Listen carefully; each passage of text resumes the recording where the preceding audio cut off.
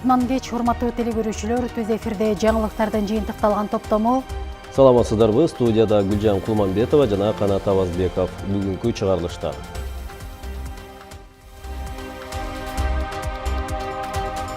Жамгырдын тамчысы берекетта нөшөрү кесепет. Лейлектеги 13 майда жүргөн катуу селден тарткан чыгым 58 миллион 800 миң сомду чапчыды.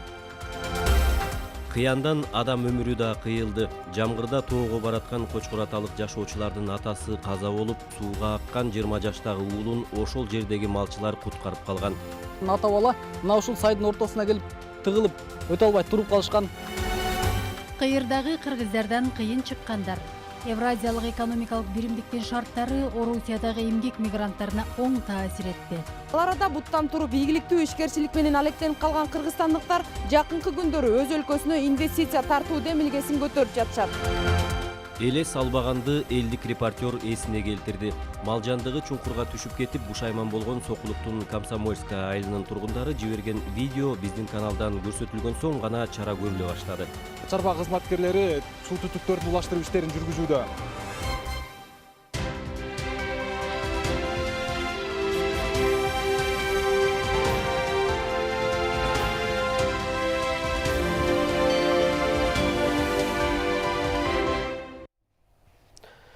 Жыйырма 4 майда түнкүсүн Ысык көл ойдуңунун чыгышында жана Нарын облусунун дыйканчылык аймактарында үйшүк жүрүшү мүмкүн. Бул туурасында өзгөчө кырдаалдар министрлиги билдирди. Аталган аймактарда аба ырайы 2 градуска чейин төмөндөйт. Ал эми 23 майда Ош, Жалал Абад, Баткен, Ысык көл, Нарын облустарынын көпчүлүк аймактарында жаан жаап, күн күркүрөшү, бийик тоолуу райондордо кар жаашы күтүлөт.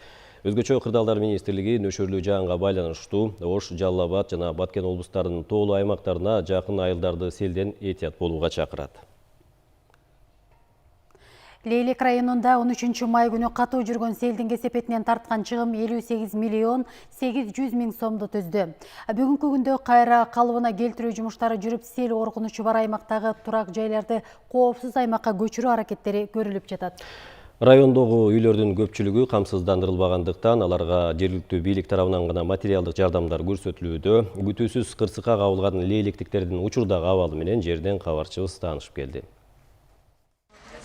13 майда каптаган сел Чимген айылындагы Айтемировторго да залакасын тийгизип, үйдүн жертөлөсүн жарактан чыгарган. Суудан жабыркаган үй ээлерин сооруткон бир гана жагдай алардын үйдү камсыздандырып үлгүргөнү болду. Анткени камсыздандыруу уюмунун комиссиясы келип, кабар алып, жардам берилерин билдирип кеткен. Үйдөгү 5 бөлмөнүн бүт баарынын астында подвалга кирген, толуп калган тешиктерден киришип.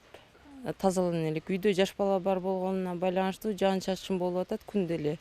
Подвалдын полдорун алып салганга кичине суук болуп атат. Бирок айылда айласы кетип отурган жарандар да бар. Алардын катарында Малика Ергешова. Учурунда камсыздандыруудан түшүнүк албаган апа селдин кесепетинен улам жараксыз абалга кептелген тамын кантип иретке келтирүүнү билбей, айласы кетип турат. Менин үйүм камсыздандырылган эмес. Мен энди билбейм, азыр мага кандай жардам келет, кандай неме болот, мен билбейм. Мен энди өкмөт тарабынан жардам сурайм энди. Жок дегенде кичине болсо да жардам кылып, участка берип, кичине жардам берсе мага деле жакшы.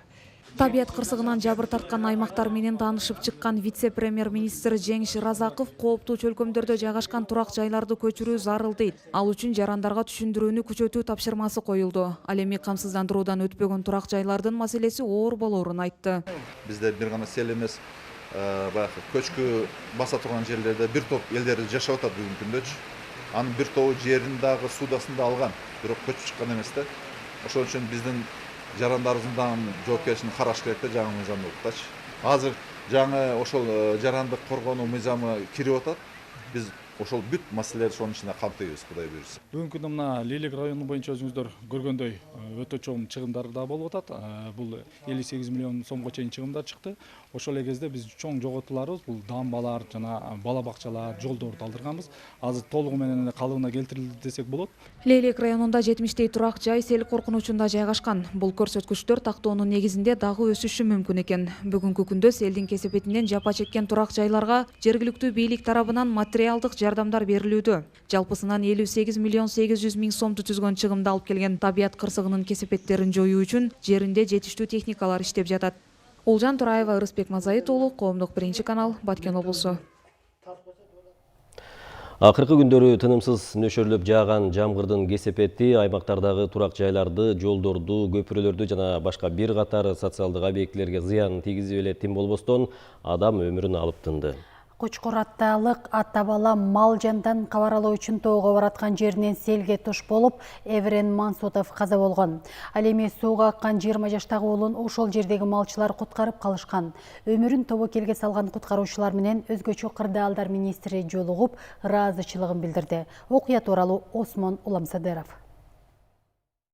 Адам өмүрүн алган кырсык мына ушул сайда катталган. Тагыраак айтканда 19 май күнү мал жандан кабар алуу үчүн Матиз үлгүсүндөгү унаа менен бара жаткан ата бала мына ушул сайдын ортосуна келип тыгылып, өтө албай туруп калышкан. Окуянын башы кечки саат 7 чамасында башталат. Канча жолу аракет кылып, бирок түнкү саат 11ге чейин суудан өтө албай туруп калган ата бала жардам сурап, Кочкор Ата шаарындагы тааныштарын чакырат. Ошол сааттан көп узабай эле сай толо суу келет. Ал убакта баланын атасы унаада эмес, сайдын жээгинде болгон. Катуу келген сел уланып отурган унааны 400-500 метр аралыкка чейин агызып барган. Арканын алып келди. Суу менен агып келген унааны Зулпукар Салымбек уулу көрүп калып, атасын жардамга чакырып, унаа ичинде отурган баланы куткарып калышкан. Аркандан келген ошо ыргытып, баланы белине байлаттырып, тартып алдык да, суу көп болчу ушул жерде. Бала үйшүп болбой калган. Суудан өткөндөн кийин үйгө алып бардым. Ысык чай бердим. Кийим бердим, одежда. Анан кыйлады өзүнө келгенден кийин атасын издеп калды. Бирок кырсыктан аман калган Рустемдин атасын ошол түнү издеп таба алышпайт. Таң эртегана окуя болгон жерден 6 чакырым аралыкта Эрвен Мансутовдун жансыз денеси табылган. Чоң жоготууга учурап, аза күтүп турган маркумдун жубайы уулунун аман калганына сүйүнүп, куткарып калгандарга ыраазы экенин айтат. Машинанын ичинде дагы толо суу болгон. Башына бала өзү чыкканга аракет кылганда баланын агып кетишине толук мүмкүнчүлүк бар болчу да, бул жерде өзү чыгып кетишине мүмкүн эмес эле. Сиздей батырлар көп болсо, биз ушундай өзгөчө кырдаалдар. Өз өмүрүн тобокелге салып, эрдик көрсөткөн жарандар менен өзгөчө кырдаалдар министри Нурболот Мирзахметов жолугуп, ыраазычылыгын билдирип, адам өмүрүн куткарууда жасаган эрдиги үчүн медал менен сыйлап, алкыш жарыялады. Биз ушул нерсени таңазалашыбыз керек. Себеп дегенде мындай инсандар бардыгы эле ушундай өзүнүн өмүрүн тобокелге салып, бирине бири күйүмдүү болсо, анда биз ушундай жоготууларды жок кыла алабыз деген үмүттөбүз. Ошон үчүн биз өзгөчө кырдаалдар министрлиги бул инсандар менен сыймыктанабыз. Ошол эле кезде буларды даңктап, окуучуларга жана башка жактарга дагы тарбия иштерине колдонобуз деген үмүттөмүн. Буга чейин нөшөрлөп катуу жаган жамгырдын кесепетинен Жалал Абад облусунун Аксы, Ала Буга жана башка райондорунда сел жүрүп, жүздөгөн үйлөрдүн короосун каптап, зыянга учураткан болчу. Осмон Уламсадыров, Алмаз Сатаров, Коомдук биринчи канал, Жалал Абад облусу. Башкы прокуратура кызматкерлери коррупцияга каршы күрөштүн башында туруп, аны ооздукташы керек. Мындай талапты президент Сооронбай Жээнбеков башкы прокурор Өткүрбек Жамшитовду кабыл алганда айтты. Жолугушууда башкы прокурор 2018 жылдын 8 февралындагы Коопсуздук кеңешинин чечимдеринин аткарылышы, сот реформасы боюнча кеңешинин чечимдерин жана президенттин жүргүзүлүп жаткан соттук реформанын алкагында кабыл алынуучу айрым чаралар жөнүндөгү жарлыгынын аткаруу боюнча көрүлүп жаткан чаралар тууралуу маалымат берди. Президент Сооронбай Жээнбеков прокуратура органдары коррупцияга каршы аракеттенүү боюнча ишти улантууга тийиш экендигин жана максатка жетүү үчүн колдо бар булактардын бардыгын колдонуу зарылдыгын баса белгиледи. Мамлекет башчысы жакында кол коюлган документтерден сот реформасы боюнча кеңештин чечимин жана соттук укуктук реформаны ыкчамдатууга багытталган президенттин жарлыгын аткарууга өзгөчө көңүл бурду. Өткүрбек Жамшитов башкы прокуратура тарабынан бир нече жумушчу топтор түзүлүп, аларга коюлган милдеттерди аткарууга байланыштуу маселелерди иштеп чыгуу тапшырылгандыгын дагы кабарлады. Өлкөдө коррупцияга каршы күрөш күн өткөн сайын күчөп, азыркы учурда мамлекеттик кызматкерлер аралашкан бир катар чуулгандуу иштер иликтенүүдө. Тиешелүү жактар камакка алынып, алардын ээлеген кызматы же макамына да артыкчылык берилген жок. Мыйзам алдында бардыгы бирдей, жемкорлукка баргандар жазасыз калбайт деген принциптин негизинде жүрүп жатат. Бирок мындай жараянга саясий боек берип, паракорлукка айыпталгандарды калкалоо аракеттери дагы жок эмес. Теманы кабарчыбыз Самат Асипов улантат. Коопсуздук кеңешинин жыйыны өткөн акыркы 3 айдан бери чуулгандуу делген 10го жакын ири коррупциялык фактылары боюнча кылмыш иштери козголуп, бир катар мамлекеттик кызматкерлер камакка алынды.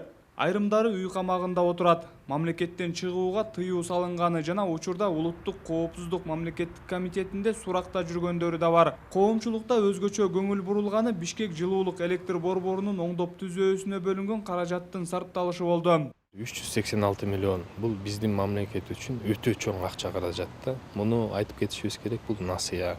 Анан массалык маалымат каражаттары да бул процессти элге жакшы даана жеткиргенге аракет кылышты. Ошон үчүн коомчулукта маалымат болгондугунан ушундай бир катуу интерес болуп атат да. Аягына чыгабы, чыкпайбы, жооптуу адамдар өзүнүн жазасын көрөбү, көрбөйбү деген маселе болуп атат. Парламент бул ишти 3 күн бою талкуулап, жогорку кеңештин жыйыны коомдук 1 каналдан толугу менен көрсөтүлүп турду. Бишкек ЖЭБ боюнча козголгон кылмыш ишинин алкагында буга чейин электр станциялар ачык акционердик коомунун мурдагы жетекчиси Салайдин Авазов, орун басары Жолдошбек Назаров жана Улуттук энерго холдинг компаниясынын төрагасы Айбек Калиев кармалган. Сапар Исаков жана бажы кызматынын мурдагы жетекчиси Кубанычбек Кулматов 2 жолудан суракка чакырылып, Кулматовго коррупция беренеси боюнча кылмыш иши козголду. Мындан сырткары акыркы 3 айда камакка алынгандардын ичинде салык кызматынын мурдагы жетекчисинин орун басары Кубанычбек Кумашев, мамлекеттик мүлк фондунун мурдагы жетекчиси Болсунбек Казаков, анын орун басары Бакыт Мураталиев бар. 23 апрелде болсо башкы прокуратуранын башкармалык жетекчиси $200,000 пара менен колго түштү. Советтин заседаниясы өткөндөн кийин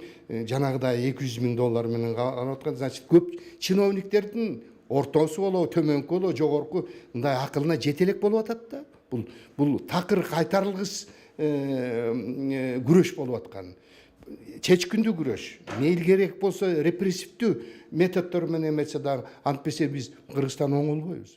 Серепчилердин айтымында президент коррупцияга каршы аеосуз күрөш баштады. Жана ал буга убада бергенин белгилешет. Акыркы жагдайларды эске алганда жемкорлукка каршы жараян эч кандай саясаты жок жүрүп жатат. Бирок акыркы козголгон кылмыш иштерине саясий боек берип, аны куугунтук деп сыпаттап жибергендер да болду. Адистер коррупцияга каршы реалдуу кадам башталганда кылмыш иштерин ар кандай нукка буруп, же айыбы угузулары менен ооруп калган окуялар кыргыз саясатында дайым колдонулуп келген тажрыйба дешет. Менче эсли таза болсо адам, таза болгондо өзүнүн акчасын, өзүнүн байлыгын, өзүнүн күчүн таза жолдор менен тапса, коркуп турган эчтекеси жок болот да. Туурабы? Ошол үчүн бул жерде ошол жагынан дагы тазалык, чындык күч берет да. Ошол анда ошондой мүмкүн коркуп кетүү, баягы саясий өзүнүн баягы позициясын катуу сезбеген адамдар да болушу мүмкүн. Ошол үчүн биринчи реакциясы коркуп, больницага жатып алып, анан ойлонуп, мүмкүн андай деле күнөөсү жоктур да. Бирок азырынча биздин саясий баягы элита ошондой деңгээлде болуп атат да. Бирок серепчилер коррупцияга каршы башталган күрөш эч кандай тоскоолдуктарга карабай сөзсүз түрдө соңуна чыгарылышы керек дешет. Мындан биздин экономиканын деңгээли, өлкөнүн бедели көз каранды. Эң негизгиси карапайым калк бийликтен жемкорлукка каршы күрөштө чечкиндүү кадамдарды жана жыйынтыктарды күтүп жаткан чагы. Самат Асипов, Бактурсун Дүйшөнбеков, Коомдук 1 канал. Жогорку соттун судьялыгына талапкердин экөө гана парламентте колдоо тапты. Кыдык Жунушбаев менен Нургүл Бакирова жетиштүү добуш топтоп жогорку кеңеште ант беришти. Ал эми Ирина Воронцова, Дамира Орозова жана Айдарбек Алымкулов депутаттардын колдоосуна ээ болгон жок. Калыбул Асанбаев кененирээк айтып берет. Буга чейин жогорку соттогу 6 судьялык бош орунга 46 адам арыз берген. Сотторду тандоо кеңеш тарабынан жактырылган 6 талапкерди мамлекет башчысы да электен өткөрүп, алардын 5-өөнү парламентке жөнөттү. Талапкерлерди президенттин жогорку кеңештеги ыйгарым укуктуу өкүлү Курманбек Дыйканбаев тааныштырды. Алар Кыдык Жунушбаев, Дамира Орозова, Ирина Воронцова, Нургүл Бакирова жана Айдарбек Алымкулов. Республикасынын жогорку сотунун судьяларын депутаттар судьялыкка талапкерлерди дароо эле колдоп койгон жок. Соттордун дарегине айтылган сын пикирлер парламентте да күч. Барыңыздар сот болуп иштеп келгенсиздер. Бирок ар бириңиздердин артынан ар түрдүү сөздөр жүрөт. Кээ бир мына депутаттар дагы айтып атат, кээ бир биздин шайлоочулар айтып атат. Кээ бир ушул жердеги талапкерлердин кээ бирлери моралдык укугу жок ушул жерге келгенге депчи. эгерде ушундай кишилерди биз сотко дагы шайлап бере турган болсок, дагы канча таш талканы чыккан тагдырларга биз күбө болушубуз ыктымал. Ушул соттордун ишке алыша турган дагы бир механизмин ойлоп табышыбыз керек. Же болбосо ошол ишке кириптер болууга өзү бел байлаган уят жок соттор кайта жогорку сотко кете бериши ыктымал. Эл өкүлдөрү талапкерлердин билим деңгээлин, тажрыйбасын арт-артынан узатылган суроолору менен текшеришти. Кыргызстанда коррупция жеңиш үчүн бир 3 фактордон айтып койгулачы, эмне жасаш керек? Эми сот системасы боюнча айта турган болсок, биринчи бүт мыйзамдардын баары иштеш керек, соттун чыныгы, көз карандысыздыгы болуш керек. Биринчиден, анан сот системасына жакшы шарттар түзүп бериш керек. Соттордун зарплатасын эмесин бир 100 миңге жеткизип, анан талаптарга өзү коюлуп атат, өзү талаптар азыр мыйзамдын баары иштеп баштаса, мындан да катуу талаптар болот да. Соңунда депутаттар добуш берүүгө өттү. Анын жыйынтыгы менен буга чейин Чүй облустук сотунун судьясы болуп келген Кыдык Жунушбаев жана Ош облусунун судьялык кызматын аркалаган Нургүл Бакирова жетиштүү добуш топтоп парламент трибунасында ант беришти. Ошондой эле судьянын ар намысынын кодексинин эрежелерин так сактоого ант беремин. Калган 3 талапкер жогорку кеңештин элегинен өткөн жок. Калыгул Асанбаев, Алтынбек Талантбеков, Коомдук 1 канал.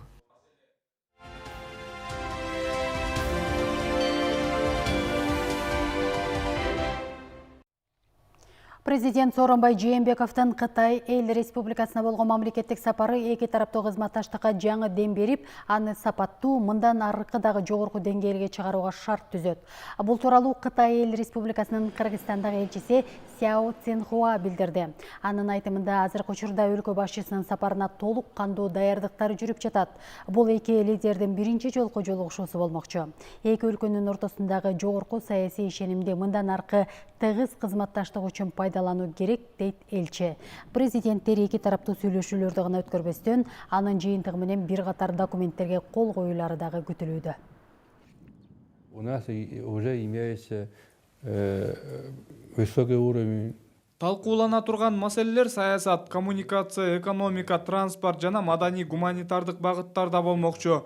Бизде буга чейин эле жогорку деңгээлдеги ишеним бар. Бул бардык иштердин негизи десек болот. Мамлекеттик сапар ийгиликтүү жана жемиштүү болот. Эки тараптуу мамилелер жаңы деңгээлге чыгат деп ишенем. Өз ара ишенимдүү мамиле, эки тараптуу тыгыз кызматташтык жана өнүгүүгө карай биргелешип аракеттенүү. Алдыдагы Шанхай кызматташтык уюмунун кезектеги жыйыны мына ушундай дем менен өтөт деген ишенимин Кытай Эл Республикасынын Кыргызстандагы элчиси Сяо Цинхуа билдирди. Анын айтымында азыркы күндө Кытайдын Циндао шаарында иш-чарага бардык даярдыктар көрүлүүдө. Жогорку деңгээлдеги сүйлөшүүлөргө Шанхай кызматташтык уюмуна мүчө өлкөлөр ортосунда түбөлүк достук келишимин бекитүү каралган. Мындан сырткары аймактык коопсуздукту камсыз кылуу, уюмдун эл аралык деңгээлдеги беделин көтөрүү, терроризм, экстремизм жана сепаратизмге каршы күрөшүү багытындагы бир катар программаларга кол коюлары күтүлүүдө. Элчи белгилегендей, саммиттин алкагында талкууланган маселелердин бардыгы уюмдун дүйнөлүк деңгээлдеги таасирин бекемдөө максатында талкууланмакчы. Шанхай кызматташтык уюмунун кезектеги жыйынына 8 мамлекет катышат. Индия жана Пакистан буга чейин уюмга толук кандуу мүчө болуп кирген.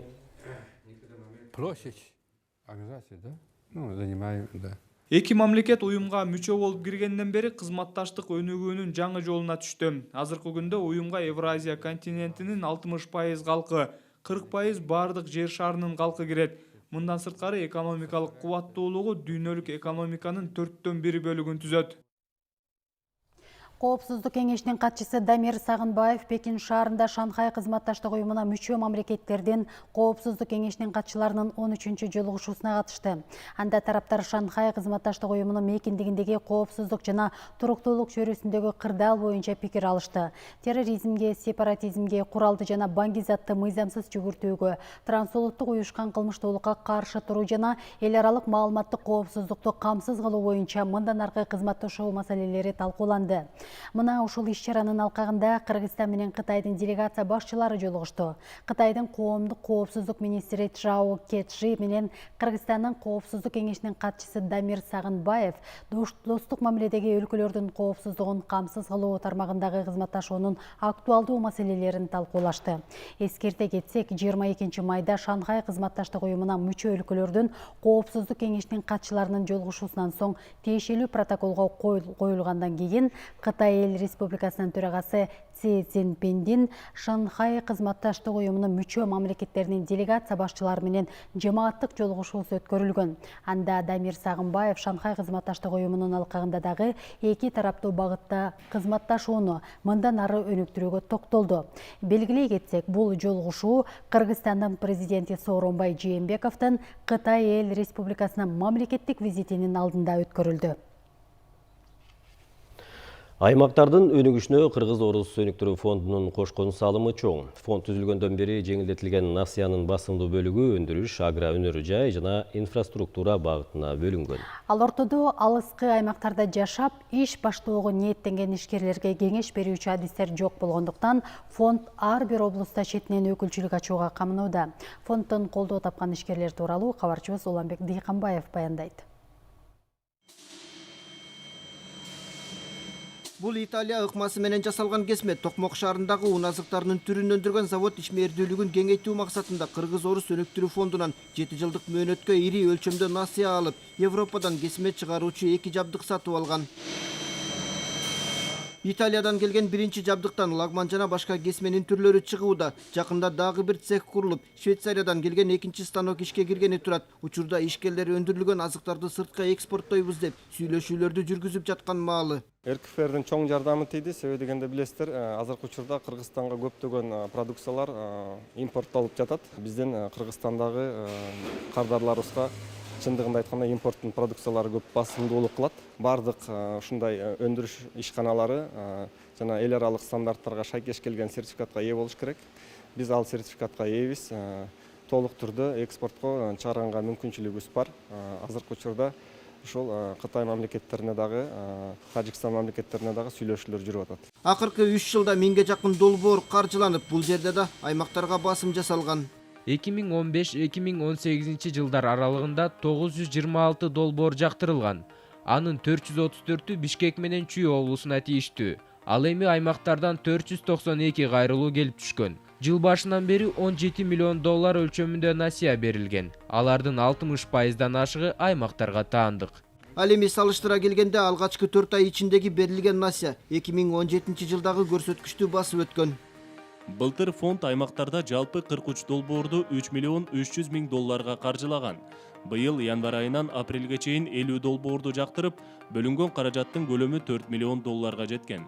Адистер аймактарды кыдырып ишкерлер насыя алууда аксап жатканына күбө болушкан. Мындан улам идеясы бар адамдарды колдоо үчүн март айынан бери Ош шаарында өкүлчүлүк иштей баштады. Ушул өңдүү тейлөө борборлору июль айынан тарта ар бир облустарда ачылышы күтүлүүдө. Фонд берип аткан каржылоонун шарттарын толугу менен билбейт экен да. Жалпысынан эле билет экен, пайыздык үстөгүн, суммасын, мөөнөтүн, мындай кээ бирки деталдарын, кандай документ даярдаш керек, кандай шартта бериш керек, ошолордун көбүнчөсү билбейт экен. Ишкерлер ушу фонддун каражатынын эсебинен насыя алам деп заявка кайрылуу тапшырганда кыйынчылыктар болот экен да. Кандай документ, кандай түрдө заявканы толтуруш керек.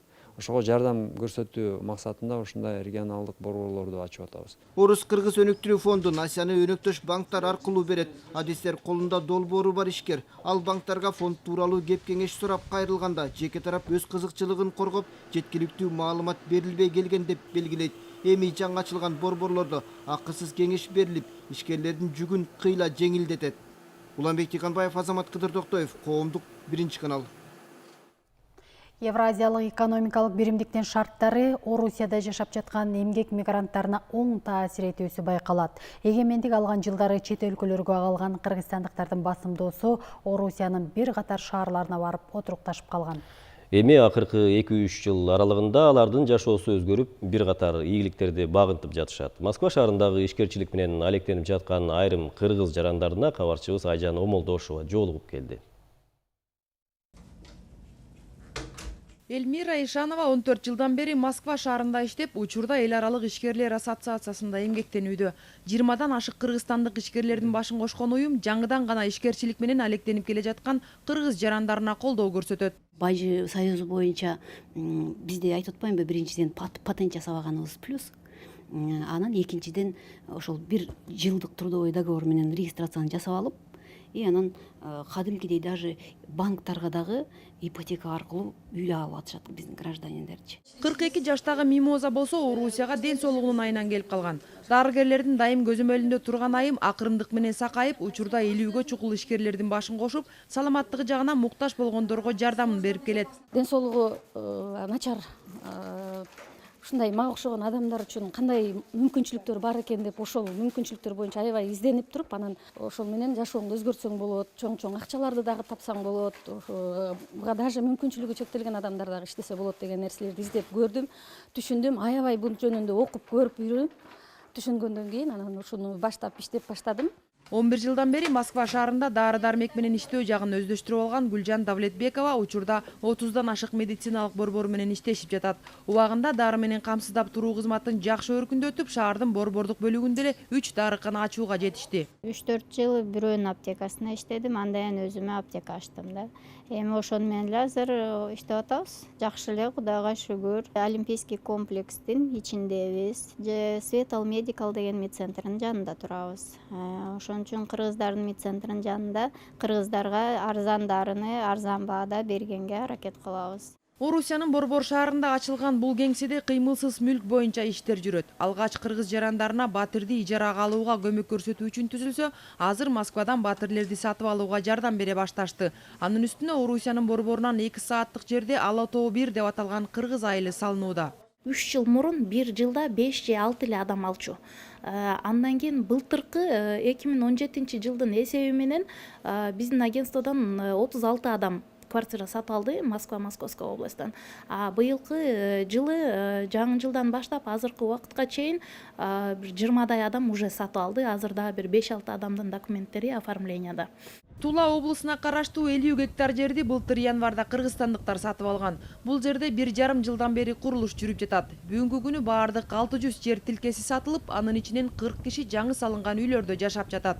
Мындай жагдай Москвада батирлерде жашап жаткан кыргыз мигранттарына жакшы болду. Анткени жер тилкесинин бир соткасы 25 000 рубльдан башталып, бөлүп төлөө мүмкүнчүлүгү каралган. Бейрасмий маалыматтар боюнча Кыргызстан эгемендик алган жылдары 1 миллиондон ашык кыргызстандык чет мамлекетке чыгып кеткен дешет. Алардын көбү дал ушул Орусияда эмгек мигранты катары иштегендер. Ал арада буттан туруп ийгиликтүү ишкерчилик менен алектенип калган кыргызстандыктар жакынкы күндөрү өз өлкөсүнө инвестиция тартуу демилгесин көтөрүп жатышат. Айжан Омолдошова, Чыңгыз Жумагулов, Коомдук 1 канал, Москва шаары. Аймактарды өнүктүрүү жылында эл этелине мамлекеттик кызматтарды жеткиликтүү көрсөтүү боюнча аракеттер жандуу жүрүп жатат. Анын бири милдеттүү камсыздандыруу фонду сунуштап жаткан кызмат. Мекеме былтыр жарандар менен байланышуу үчүн 113 кыска номерин ачкан. Ал аркылуу медициналык жардам алып жаткан бейтаптар гана эмес, миңдеген жөнөкөй жарандар ар кандай кайрылууларына, суроолоруна жооп алууда. Теманы кабарчыбыз Нургүл Жумабекова улантат. 113 байланышта.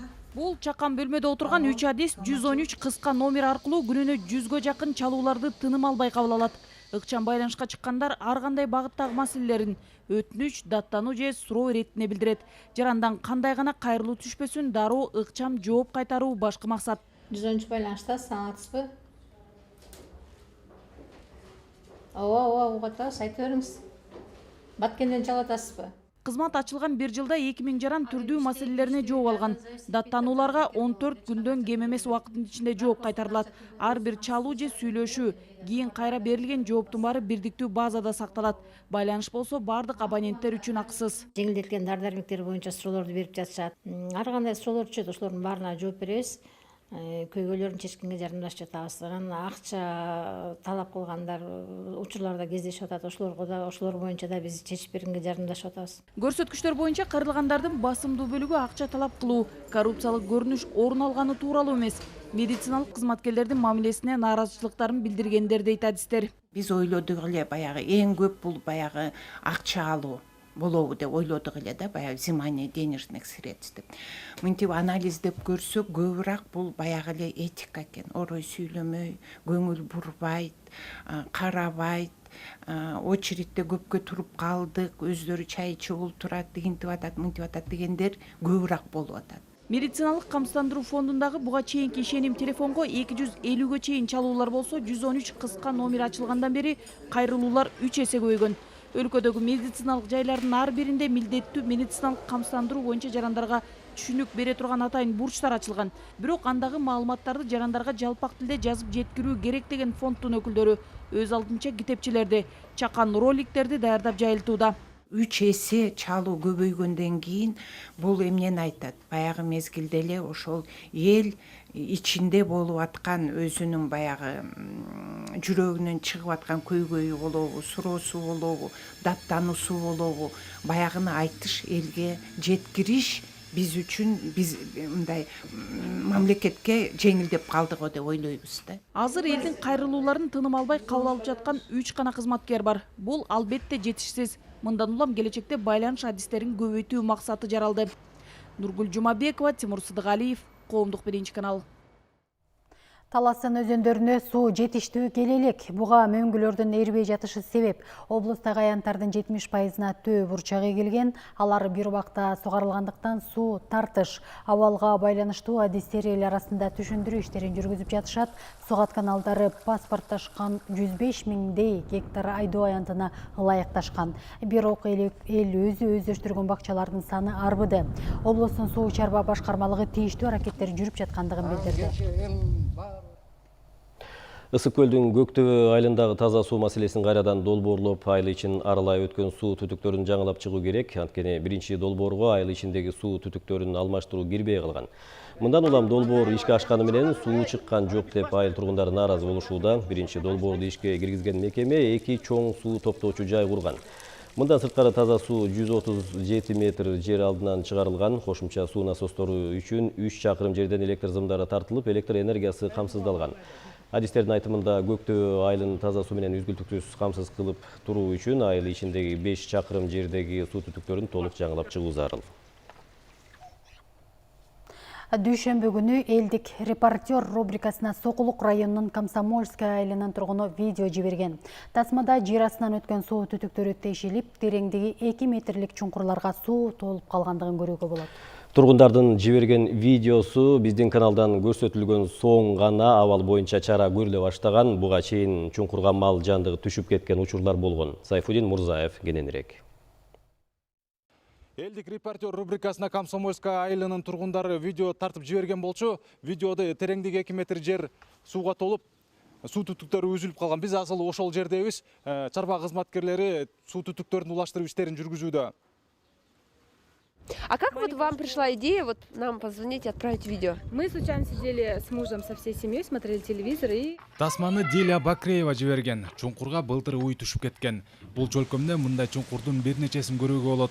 Элдин кайрылуусу биздин каналдын эфиринен көрсөтүлгөндөн кийин гана жергиликтүү бийлик чара көрө баштаган. Бул тургундарды түшүлтүп келген көйгөйлөрдүн чети гана. Ой, помин, ну тут проблем очень много. Асфальт жок, жазда ылай эссе жайкысын чаң көтөрүлүп турат. Айыл чоң болгону менен мектеп кичинекей. Аны жакында эле курушту. 2 же 3 кабаттуу болот деп жатышты эле. Бир эле кабат болду. Окуучулар 3 смена менен окуп жатышат. В 3 смены. Айылда жарык бат-баттан өчөт. Көйгөй жаралганда тургундар акча чогултуп берет. Каражат чогулган соң көйгөй чечилбейт же акчадан кабар жок. Айыл башчы көйгөйлөрдүн баары менен тааныш. Түтүктөр союз учурунда орнотулган. Аларды толугу менен алмаштырып чыгыш үчүн көп каражат керек. Ири суммадагы каражат жок. Өткөн жылы 3 миллион сомго жаңы конуштарга жарык тартылып, ФАП мектеп оңдоп түзөөдөн өткөн. Жылдын башында бюджет бекитилип аткан 2 миллион сом каралган Комсомол айылына. Бул сыртта көчөлөрдү жарыктандыруу боюнча толугу менен 2 миллион сом. Андан башка 500 миң сомго ошол Борбордук көчөсүн, Апсамат көчөсүн, Жаныбек Апсаматтуу көчө бар, ошол экени ямача ремонт кылгангачы. Айыл өкмөттүн курамына Фрунзе, Студенческая, Озерная жана Комсомольская айылдары кирет. Ар биринде көйгөйлөр жетиштүү. Аны чечүү үчүн эл менен бийлик бирге иштеши зарыл. Сайфудин Мурзаев, Элвира Сатыбекова, Коомдук 1 канал. КТРКнын башкы директорунун радио уктуруулар боюнча орун басары Кайрат Иманалиев кызматынан кетти. Мунун себебин ал башка кызматка өтүп жаткандыгы менен түшүндүрдү. Иманалиев КТРКнын босогосун 1994-жылы аттап, 24 жыл аралыгында кабарчылыктан тарта жетекчилик кызматтарды аркалаган. Корпорациядагы ишмердүүлүгү жана чыгармачылыгы менен Кыргыз Республикасынын маданиятына эмгек сиңирген ишмер наамына жана бир катар мамлекеттик сыйлыктар менен сыйланган. Бул жер мен үчүн чоң университет, мени тарбиялады, такшалтты десем болот. Ушул жерден атым таанылды, журналистикага аралаштым дегендей. Ошон үчүн бул коллективге мен өтө чоң ыраазычылыгымды билдирем. Анан эми адам деген өзүн башка тармактардан да сынап көрүш керек, башка кабаттарга да чыгып көрүш керек дегендей. анан эми мен өзүм да ошондой бир башка жактан дагы сынап көрөйүн деп чечтим. Борбор калаадагы Каба Улуу Кожомкул атындагы спорт ордосунда улуттук спорттун түрлөрү тууралуу Улуу Кыргыз оюндары аталышындагы документалдуу фильмдин бет ачары өттү. Фильм 2 бөлүктөн туруп, биринчи бөлүктө көк бөрү, ат чабыш, ордо жана кыргыз күрөштүн тарыхы баяндалган. Экинчи бөлүгүндө атактуу спортчулардын жана спорттук мекемелердин жетекчилеринин маектери камтылган. Фильм Чүй, Ош, Ысык көл облустарында жана Бишкек шаарында тартылган. Тартуу иштери 2016 жылы башталып, ага архивдеги жана экинчи дүйнөлүк көчмөндөр оюндарынан алынган тасмалар колдонулган. Кыргыздын улуттук оюндарынын тарыхы бүгүнкү күндө бир тасма болуп толугу менен тартыла элек болчу. Ошондуктан экинчи дүйнөлүк көчмөндөр оюндары өткөндөн кийин биз ушу чечимге келгенбиз. Бул фильм тартылыш керек. Фильм 3 тилде даярдалган, англисче субтитр менен, анан кыргызча, орусча толугу менен даярдалган болчу. Бүгүнкү программабыз мына ушундай кабарлардан топтолду. Сиздин дагы жаңылыгыңыз өлкөнүн негизги каналына чыгуусун кааласаңыз, кызыктуу кабарлар менен орчундуу окуяларга күбө болсоңуз, анда элдик репортер аталыңыз. Ал үчүн 0551 74 81 18 WhatsApp номуруна сүрөт же видео жибериңиз. Алдыда аба ырайы жана валюталар курсу тууралуу маалымат. Саламаттаңыздар. Саламатта туруңуздар.